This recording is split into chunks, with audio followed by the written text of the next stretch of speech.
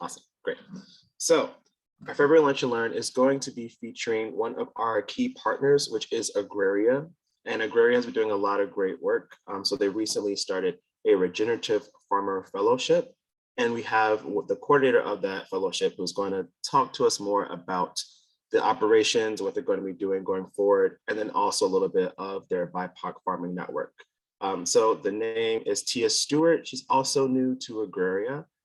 So we want to welcome her warmly, and I'm going to turn it over to her now. So yeah, Tia, whenever you want to get going. Okay, great. Thank you, AJ, and thank you for inviting me today. Can you see my screen? Yep.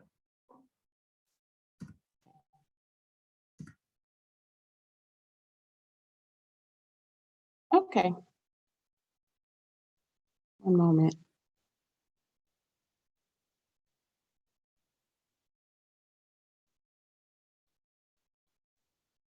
Oops, sorry about that. Okay. As AJ mentioned, my name is Tia Stewart, and I own and operate the Narrowway Farm in Brookville, Ohio, with the help of my family. Brookville is just west of Dayton, about 20 minutes from the Indiana border. We grow fruits, vegetables, herbs, and flowers with our main focus on perennials. We have a roadside stand on the farm that we sell from, and we also sell at farmers markets that are mainly located in communities that are considered to be suffering from food apartheid. So that means that they lack access to fresh foods for various systematic reasons. Now I'll tell you a little bit about Agraria in general before I move into what I do there. Agraria is a 128-acre educational and research farm that explores and demonstrates the benefits of regenerative practices at multiple levels, from the environmental, economic, psychological, and societal to their impact on human health and well-being. Soil regeneration is the root bed of this work. Our areas of focus are education, ecosystem conservation, and local food systems. Our work encompasses practices that restore and build soil health, protect our water resources, increase biodiversity and wildlife habitat, address climate change, strengthen local food systems, spur relocalization of economies, and regenerate our communities, as well as our relationship with the land. We recognize the interconnectedness of soil health, ecological restoration, strong local food systems, and healthy societies, and this is reflected in our work on and off the farm. Soil regeneration is the root bed of our work, and we are building soil health on Agraria through regenerative practices like cover cropping, organic soil amendments, conservation tillage, and permaculture. We recognize the central role pollinators play in building strong local food systems and sustaining ecosystem health. They are responsible in part for production of 75% of the world's food crops. At least a third of our garden areas on Agraria is dedicated to pollinator plant species. And in 2020, we planted over 100 sensitive native prairie plants. Our aim is to transform Agraria into a regional hub that helps build and support a just, equitable, and accessible local food system that recognizes the right of all people to fresh, healthy, culturally appropriate food. We manage the SNAP and Produce Perks program at the local farmers market. And starting in 2020, we connected local gardeners and farmers to regional pantries to supply fresh, locally produced foods to neighbors most in need. Each year, we offer a calendar of events and programs for children, families, and adults centered around farming, regeneration, and community resiliency. The mission for the Land School at Agraria is to connect children and families to nature, themselves, and each other. We protect and steward what we love. Our programs help foster compassion, curiosity, and trust with the natural world by giving participants space and time to fall in love with the outdoors. Our vision is to support children to develop an appreciation for each other and the natural world so that they grow into dedicated leaders and environmental stewards in their communities. Our programs include exploring outdoors, animal tracking, nature and sensory awareness, storytelling, plant and animal study, mentorship, empowerment, primitive skills and crafts, and lots of fun and play. Our organization has held an annual conference nearly every year since 1940. In recent years, we have produced conferences that are primarily focused on topics related to the regeneration of soil and the food systems on all levels, locally, nationally, and globally. Prior to 2017, our conferences mainly addressed the problems of peak oil and climate change. Thousands of participants from around the world and the US have gathered to learn, share, and network at the conferences and events that we sponsor and co-sponsor. But what I'm really here to highlight today is the BIPOC Farming Network, or BFN for short, and the Regenerative Farming Fellowship, or RFF for short. I'll start with the BFN, which was born out of the Black Farming Conference that was held in 2020. People wanted a way to stay connected after the conference, so it was formed for that reason.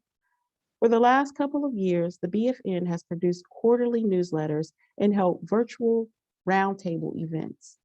The newsletters keep members abreast of events and other happenings in the BIPOC farming community and the greater farming community at large. Additionally, we highlight a BIPOC farmer and have things like book recommendations, healthy recipes, and job openings posted. The quarterly roundtable events are a great way for us all to stay connected. Typically, we talk about current issues facing the farming community. We might have a few people present special opportunities for farmers, and we also like to just share what's going on in our day-to-day lives on the farm or locally as it pertains to our food system. Last year, the BFN also worked in collaboration with Central State to offer a land access workshop. It was very well received, and we're trying to plan for this to become an annual event. Adding to all of that, over the last several months, the BFN advisory team has been working on expanding the network to include a private platform that will function as an interactive social and information hub. If you aren't a member and you'd like to be, please contact me, or you can sign up on Agraria's website under the BIPOC Farming Network tab. Finally, we have the Regenerative Farmer Fellowship, or RFF, which was formed in partnership with the Nature Conservancy and Central State University.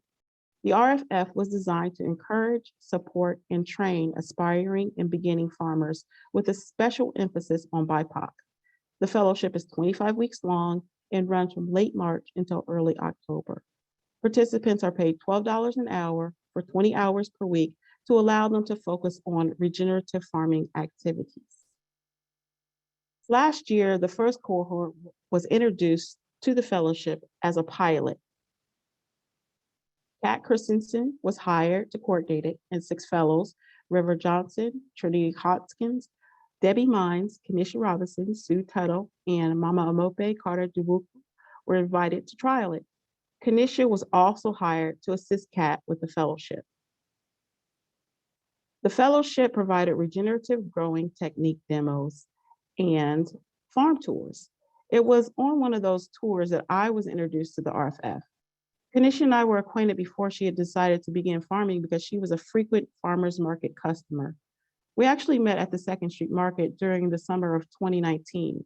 She was one of our most supportive customers. We exchanged information, and when she had decided to start farming, she contacted me. From time to time, she called me for advice, which I was more than happy to give. Then one spring day, she called me and told me that she had started working for Agraria, helping with the RFF. She asked me if it would be possible for them to come and tour my farm. I was more than happy to have them come out. So a tour was scheduled. They came out and we really had a good time. Mama Mope actually stayed a little after the tour to encourage us, which we really appreciated. Early fall arrived and Susan, the director of Agraria, contacted me to gauge my interest in coordinating the fellowship. Kat was moving into a new position and they wanted to bring someone in to cover the RFF coordinator position. Long story short, here I am today. Now, shortly after I started at Agraria, Kenisha decided to move out of the state. So that left the assistant coordinator position open. It was initially offered to Amanda, one of the AmeriCorvistas that had been working there for the entire summer. She and I worked together for a few weeks, and then she decided that it would be too much with the other obligations that she had at Agraria to continue, so she resigned. Miss River, who was a 2021 cohort fellow, was then contacted, much like I was contacted, to see if she would be interested in filling the position. Thankfully, she was, and long story short, we're working on this project together now. For 2022, the program will look different than last year. First of all, last year the fellows were invited. This year, however, an application process was put in place, and we are very happy to share that we received 26 applications. Applications were open for the month of January, and throughout the month, I met with each applicant to hear about their farming goals and plans. In early February, we selected and invited 6 fellows. Initially, we had hoped to select a total of 9 fellows this year. Unfortunately, the grant that we had applied for to fund the additional 3 fellows was not awarded.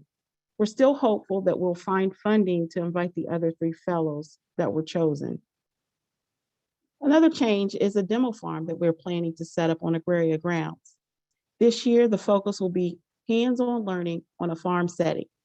The demo farm is being planned to be about 1 acre and will demonstrate different intensive regenerative growing methods.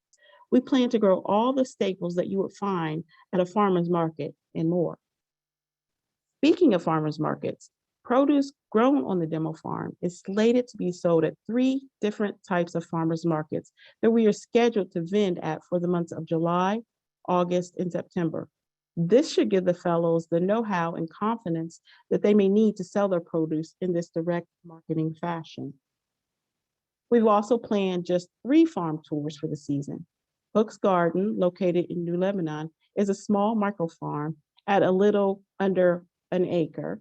The Narrowway Farm, my farm, will be our mid-sized micro farm tour, and Patchwork Gardens, located just outside of Trotwood, will be our large micro farm tour. I believe they farm a little over 10 acres. Additionally, we are planning on offering virtual business planning workshops, which will be hosted by Central State University. Last but certainly not least would be our skill shares. The idea to host skill shares came from the 2021 RFF cohort. Fellows, but not exclusively fellows, are encouraged to share some of the skills that they have learned with the public. We were able to get enough funding for 2022 to offer them for free, thankfully. If anyone is interested in learning more about what we'll be offering as far as skill shares, please don't hesitate to contact me directly, or you can visit the Agraria website and look under the events section. That concludes the presentation portion of this lunch and learn. Now I'd like to open the floor for questions and comments. So if you have any questions or comments, you can unmute yourself and speak now.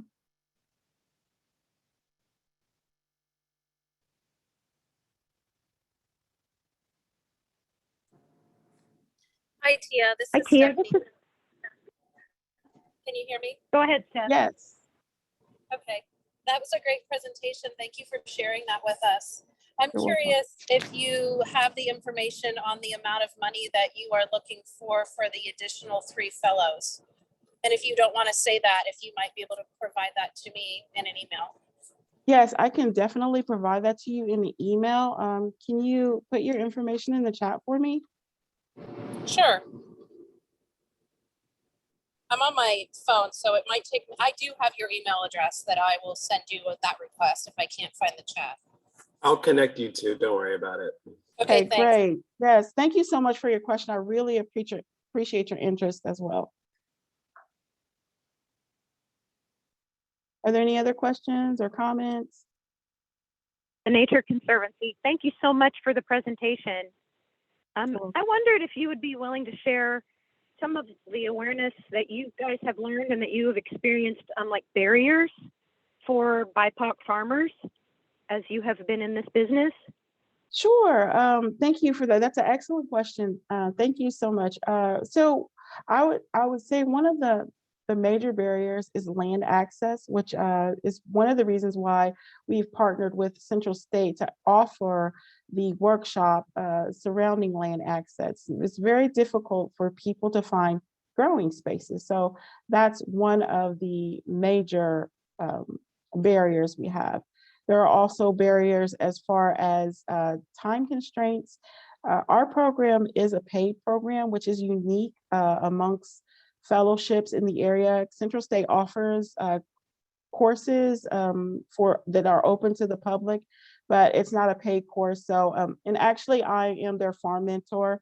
So they have two in the area that I live in. It's the Trotwood Incubator Program, and then also the Edgemont Incubator Program. And so one issue that we have with that incubator is time constraints. People just don't have the time to commit to learning because they have to work. So that's one reason why we really appreciate being able to offer a paid fellowship, and why we are continuing to look for support so that we can bring more aspiring and beginning farmers in. Thank you so much. You're welcome. Thank you for your question, Tracy. Or this Tracy? Yes, it was Tracy. Okay, great. Thank you. We got a message in the chat. Oh, Kyle, go ahead. Go ahead, Kyle. I have a quick question. I was really impressed with the 26 applicants you got this year. How were you able to get the word out? Was that a lot of Central State students or all over? Yeah, so thank you for your question, Kyle. That's a good question. I actually, I have a survey. I typically put out surveys and do evaluations. So that was one of the questions on my evaluations. I wanted to know how people found out about the program. A lot of it was word of mouth, and then some was through Agraria's website. We put out newsletters weekly. And so if you sign up for Agraria's newsletter, you would get information about the RFF. And also additionally, since I do work for Central State as their farm mentor, I was able to let farmers know. And again, like I said, mainly it was word of mouth.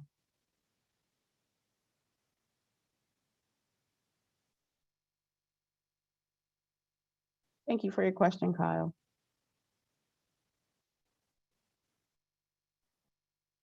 Now we have one in the chat, and it was asking oh wait, I just lost it. Hold on. Oh, can you touch upon what you grow? And that might be about the RFF, the fellows, rather than your personal farm, but you can also tell us about that as well. Sure. So the RFF, and if you hadn't noticed in the background, that is my personal farm there. But I'll start with the RFF. This will be the first year for the demo farm, and we plan to grow basically staples, tomatoes, lettuce, cucumbers, all the staples that you will find at the farmer's market. So that's basically that. And as far as my farm, we grow fruits, vegetables, herbs and flowers of different sorts. We have really been focusing more on perennials that are native, such as honeyberry or jujubes, things that people don't typically hear about, I guess, but that we would like to take to market, and that are low pesticide, low herbicide plants.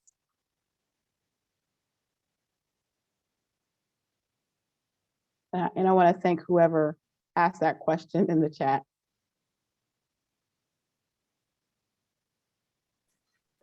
Another one from, I can say who they're from, I'm bad at that. From Matthew is, does the money from farm stands or markets go back into the program, or does it go directly to the farmers or fellows? Oh, that's an awesome question. When we wrote a grant recently, we wrote into the grant that we would like to provide the fellows with a certain amount of seed money so that they can get their farm started. Unfortunately, we were not awarded that money. So what our idea is to split the money that we make at the markets amongst the farmers so that they will still get that seed money to start their own farms or to go toward their established farms.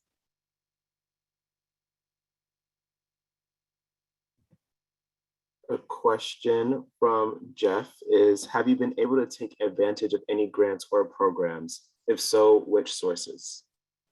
Yes, originally we did receive a grant last year with the help of the Nature Conservancy. I wasn't here for that grant, so I don't have the details to that. This year we were able to we were awarded a grant from the OEPA. So it's an OEEF grant, and that was a really helpful grant, but like I said, it didn't cover the full amount that we needed to support all 9 of the fellows. Thanks for the question. Another question from Karen is, do you have any plans to teach the public how to cook your produce? I found folks frequently do not know how to cook eggplant or can/freeze items like tomatoes. So yeah, things about cooking and preservation, which is super important. Yes, great question. Yes, actually, we do have that as part of our skill shares for the month of June, July, and August. And we have plans to actually have skill shares at the farmers market where we will demonstrate how to prepare the foods that we are actually selling. So yeah, that was a good question. Thank you.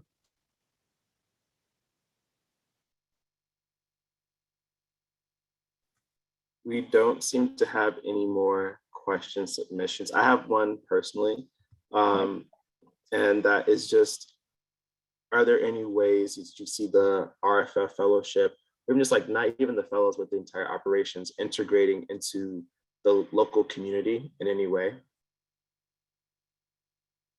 Yeah, so that is the idea with like going to the market, being out in the community so that people know about the RFF. We will be going to the market. Actually, the RFF is going under the umbrella of My Farm, but they will have their own signage and we will have literature about the RFF so that people that are interested in farming, particularly BIPOC people, will know that they can apply, or that they'll know that we have these skill shares available for free for them to attend. And so that is the way we see ourselves integrating with the community. Thanks, AJ. Thank you. Oh, and Karen actually has another question. If people don't live in your area, are there ways that they can support your projects financially? Yes, absolutely. Thank you so much for the question. We do have we have the ability to accept donations. We are a nonprofit, and if you would like more information about that, I would appreciate it if you contact me so that we can get you to the right department. I don't handle the financial part of the program, but we do have staff that handles that, and we would very much appreciate financial donations. Thank you for that question. I have one last question actually. In reference to the 26 participants, so those who are not selected, they can take advantage of all like the other great things you're offering. But do you know if there are community gardens or other ways that they can get their hands in some soil that's outside of Agraria? Yeah, thank you for that question, AJ. Yes, absolutely. So they, like you said, they are encouraged actually to participate in our skill shares, and we have also land walks and other things that are low cost or no cost programming at Agraria that they could take part in. But besides that, like I mentioned before, Central State University has the incubator program that they are welcome to take advantage of, and that is a free program that they could, learn some things. Of course, like I said, it's not a paid program, but it is a free program, and it's an excellent program. Awesome, thank you. Oh, and also I want to say that Central State's program is not as many hours. Like they don't have as many hours. So if somebody has less time and they didn't get into the RFF fellowship, they can still work around their schedule and participate in Central State's program.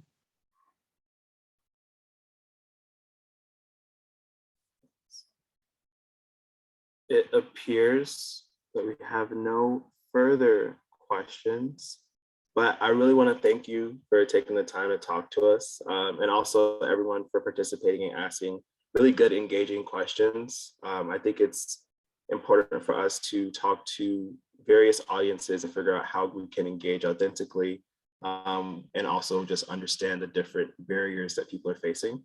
So yeah, thank you all for joining us. If there's any further questions, please feel free to reach out to either Tia or myself. And yeah, I can give you back 3 minutes of your day. And I hope that you have a great Friday and a wonderful weekend. If there's anything else, feel free to say something, but if not, we'll hop on out. Thank you, everyone. AJ. Thank you, AJ. And I want to thank everyone for coming.